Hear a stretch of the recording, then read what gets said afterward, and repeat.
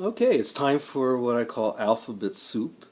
I'm going to hold up this chart here if you want to. I highly recommend that you can pause the video and then jot down the chart the way I have it written down. So it'd be very useful for you to, have this for your own records. Okay, alphabet soup. Here we go. So all over the world, musicians need to be able to tune their instruments properly so that they can play music with each other.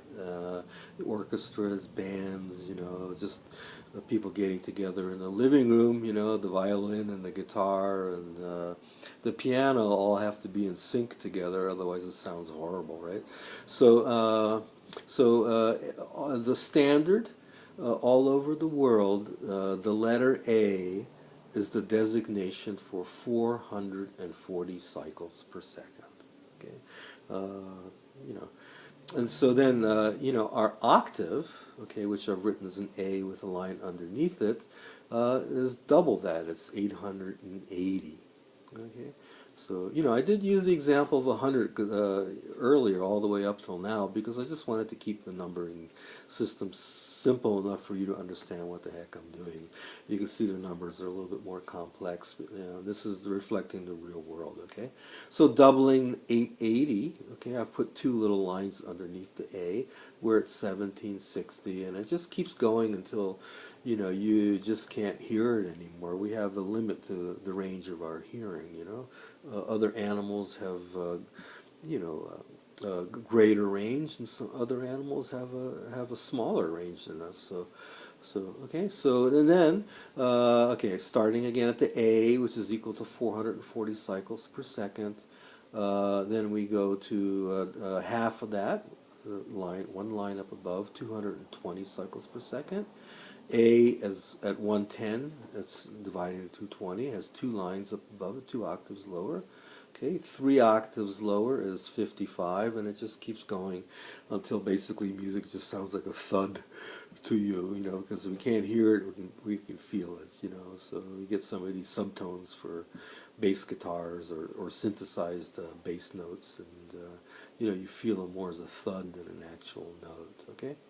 So, looking at the piano, because that was how music evolved in the West, it was around the piano keyboard, okay? You have the white keys all laid out. They lay out something called the C major scale. So C, D, E, F, G, A, and then of course I'm going up, B, and then back to our octave again at C, way up here with a line underneath it.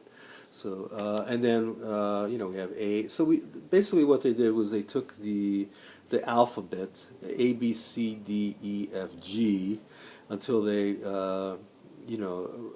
that they had enough letters to serve the naming of the chromatic scale. And, that's all that is. It's not related to anything more than just a naming system.